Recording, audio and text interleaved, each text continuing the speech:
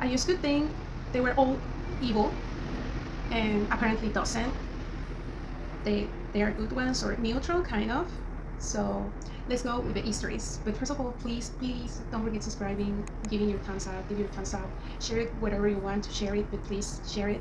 And whenever you see the members option available, don't hesitate becoming member. That will help a lot my channel to have a better camera quality. Like I will buy more stuffs to improve, the quality, the definition of my videos. Support the channel. Let's go with the Easter eggs, okay? These are histories that I found in a website. I'm gonna make reference to the information for in case these people get to see my videos. They know these are their histories. And let's start. The following collection of reptilian encounters was supplied by my readers, researcher by Albert Rosales, and through other sources. The first history doesn't say any name. The first history doesn't mention the name of the woman that experienced this. Hello, Leon. One night I was outside and walking around my farm where I live alone when I saw a series of lights moving across the sky. At first I thought nothing of it, but then one of the lights stopped moving and something dropped from it, like a pot or something. I freaked out and ran to my house and locked the door. Being a woman of 35 years old, I'm easy to spook. The next morning, I woke up with a figure sitting at the foot of my bed. The figure was reptilian, like a lizard or something. It spoke English but had a deep hiss on his voice. It told me this: I mean, you know I'm wormling. I only seek to explore your world and its life forms. I'm only a male scout and I'm looking for samples.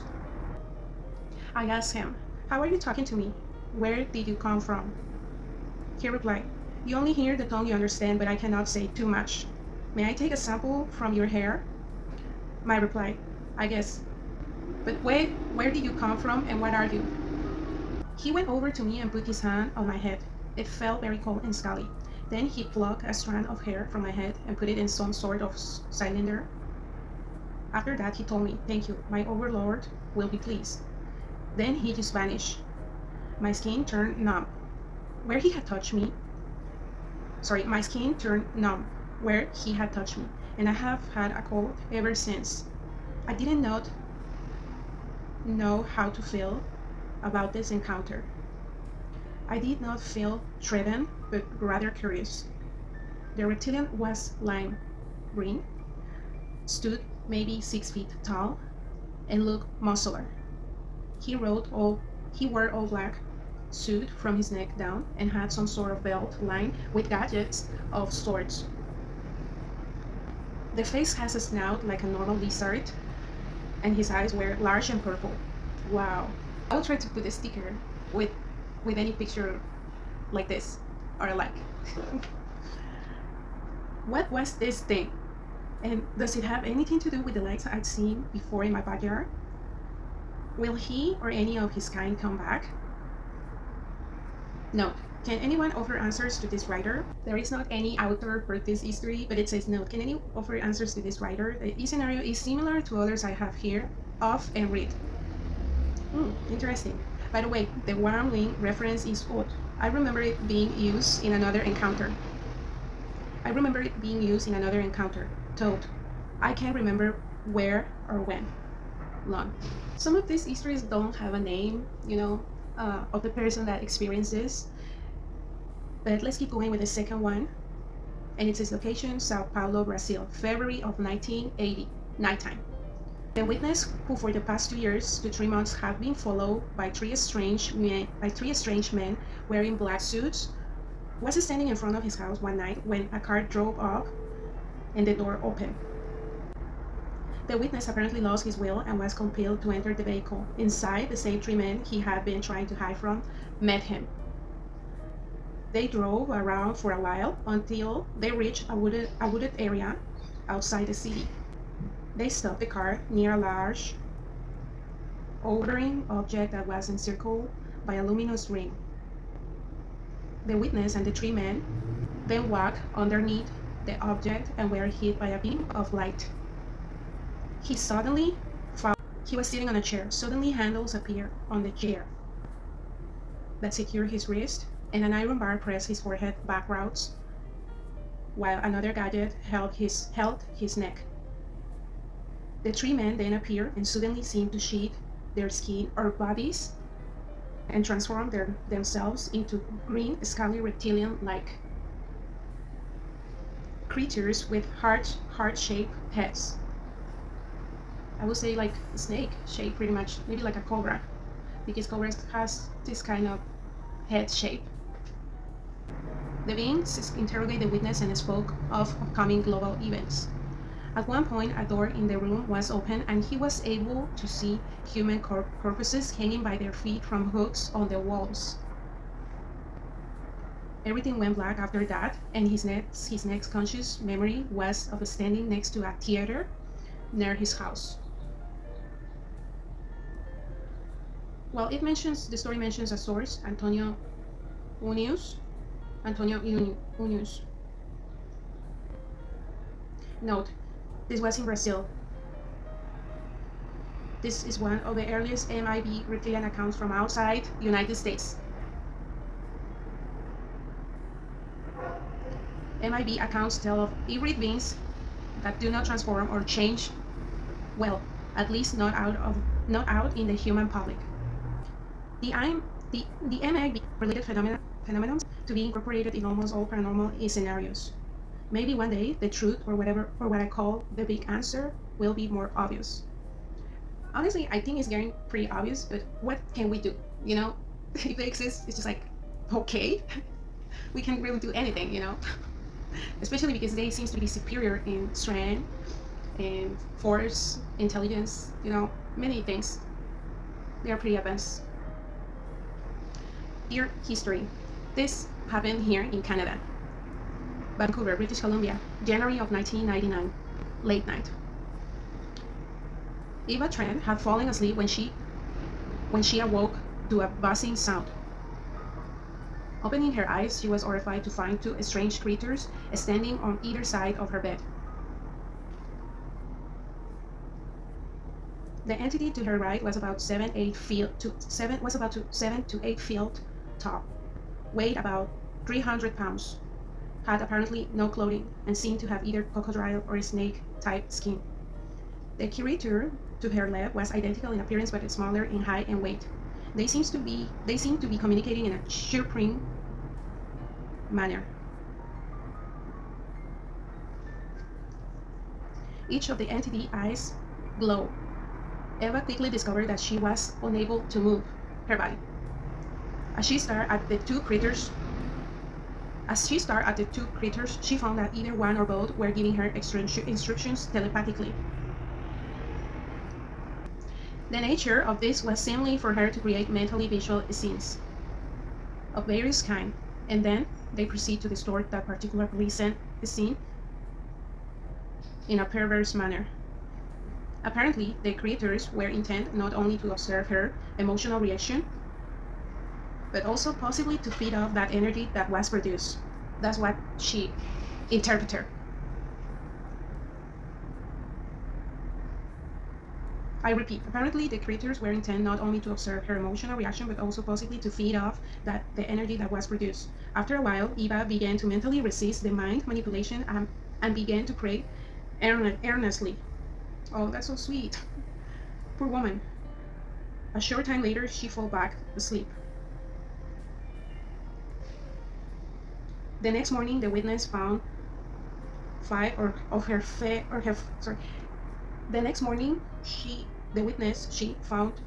her music tapes grossly distorted, as if string heat had been applied. However, no evidence of fire or odor was present. How strange, isn't it? Fourth, history.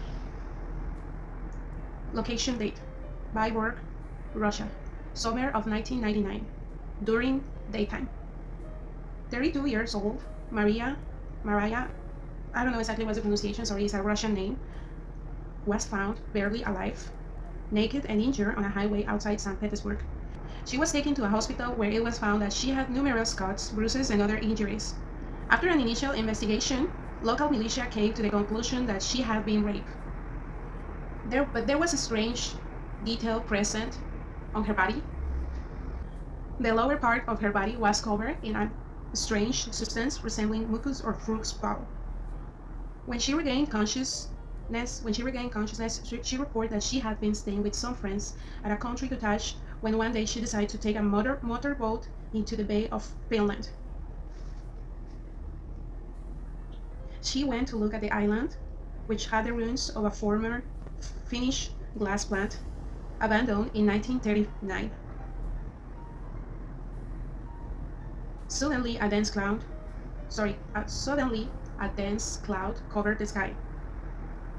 She looked up and saw a huge, disc-shaped craft. She felt paralyzed with fear and unable to move. As the huge flying saucer hovered over her, she lost consciousness. She does not recall how long she had been unconscious, but she woke up feeling terribly cold and fearful. She opened her eyes and found herself lying on a metallic table, completely naked. She was not tied and was able to move, but soon noticed a bizarre creature leaning over her. She saw many shiny instruments around her and 3 or 4 lights shone over her. Suddenly, she felt the creature climb over her, touching her. She felt like screaming, but she soon lost consciousness. She felt like screaming, but her throat did not obey her. She felt everything, but soon she lost her consciousness again. She regained consciousness in a hospital 200 kilometers away from where she had originally been. Her boat was found on an island. The mucus, or mucilage-alike substance, proved difficult to wash away from her body. Wow. Amazing. The source is undeclared visit number 2. 2000 and militia, hospital staff witnesses. The fifth history. The following is an unedited report from grade written a few years ago. I awoke one night in a state of which I can only explain as a spasm. My body was in a rigid state. I could not move a muscle and felt like something was on top of me. I fought to get movement back in my body. I could not turn my head or move at all. It was like I was having a fight to get control of my body. After a few panic-stricken moments, I could barely move my fingers. Then I felt there was more than just an spasm. I felt dirty and touched. It was a horrible feeling from deep inside me. I could barely move my toes. Again, very slightly. My throat felt like it was being held. My hands were by my side, but it felt like they were around my own throat, holding tightly. I could feel something was on top of me. I was using all my might to break free from this spasmodic state. Oh, poor woman. Then could feel something breathing into my left ear. The sound of a gurgle-like noise right next to my ear. I struggled to move my head to the left, like breaking free from a stranglehold. I could barely see the outline of a head. A big long head next to my own face. Imagine, she had the creature right here. And maybe she could just turn her eyes to stare, to look. As the spasms like feeling started to wear off, a tiny bit at a time, I could work out that this thing on top of me looked like a lizard thing. It was like a blending together of all that was around it. Or maybe invisible. I'm not very sure which, but I could see it clearly as the seconds passed. It was reptilian. I ruled it at it, or I think I did. I bared my teeth at it, and I could feel it. That could read my mind. I was swearing at it and shouting all sorts of obscenities at this creature. I felt violated and used. The next thing, it was quickly off me and was standing to one side of the bottom of my bunk bed. A light came through the thin gap in the curtains. There were different shades of golden light, which also had very small particles inside it, like dust or star dust, small stars that move around like little bright lights. Wow, this sounds magical, kind of. But not her experience, but the type of light. That's what I mean. This reptilian creature was about 6 feet tall. I could sense it was either proud or happy with itself, maybe both, about what it did to me. I tried to sit up as best I could, and through my mind, I swore at it again. She was swearing at the creature. I repeat, because this is kind of weird. I could sense it was either proud or happy with itself, maybe both, about what did to me. I tried to sit up as best I could, and through my mind, I swore at it again. The creature walked forward and stepped into the light beam. As it did, the feet and legs vanished into the light. The more the creature moved forward towards the window, the more of it vanished. After it was gone, I felt relaxed. But I could still feel where I was held around my throat. I felt I was raped by this horrendous monster. I awoke to a bright, sunny day. I could hear my mother downstairs, washing up and doing housework. I lay in my bed and didn't move a muscle. I ran the incident through my mind again, and yes, I could still feel where I was held around my throat. I know this happened. My mind, heart, and soul know that this happened. For the life of me, I could not run downstairs to explain my mother about this. Who would have believed it? How would my parents have handled such a thing? I didn't know what to do. Since that night, my stepfather passed away. I asked my mother if she believed in aliens or UFOs. She replied that my stepfather said once that he saw a UFO. Oh my God, guys, I'm sorry if you hear the background noise of men working, machines, but there's people working in around the area, like doing construction stuff and shit. I can't help it. I can, do anything about it. Either way, let's focus on our things. But yeah, I know it might be annoying or desperate. I asked my mother if she believed in aliens or UFOs. She replied that my stepfather said once that he saw a UFO near Greentown, I guess it's a town, while at sea in the 1960s. And he swore that it was a UFO, but only told my mother this. Never told my mother about my experience, as I thought it would be too harrowing for her to hear it. She should have done it, I mean, it's her mother, for God's sake. I would have told her. I mean, unless it be very, very, freaking out, scary, maybe no, but, your family, your mom, father, at least in my case, I will always believe or support my kids, What do I do about my experience? I would love to do something about it. It might help somebody, as I'm being very honest. Things like this should be disclosed. An answer has to be found on why this is happening. Name withheld. Well guys, I hope you have enjoyed this video, even with the background noises. I'm sorry, I just cannot help it. I don't know.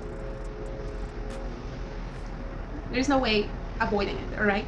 I hope you have liked it. Please subscribe and give your thumbs up and let me know what you think. And if by chance this history is yours, write it. Let me know that it was your history, and I will put an email in the description of my video where you can send me your histories. I will put an email in the description of the video where you will be able sending me your histories, and I'll be pleased of reading them. But please don't spam, okay? Don't spam me. It's just for reading your histories, and let me know if you would like me to upload them on my videos talking about them. And what do you think, guys? Do you think good reptilians exist or just evil ones? Because I have read comments on forums, and there are forums where they say that they are all evil, but the first history is about a neutral, at least, or benevolent reptilian, so it's kind of weird. But let me know. I would like to read your comments, and see you on the next time.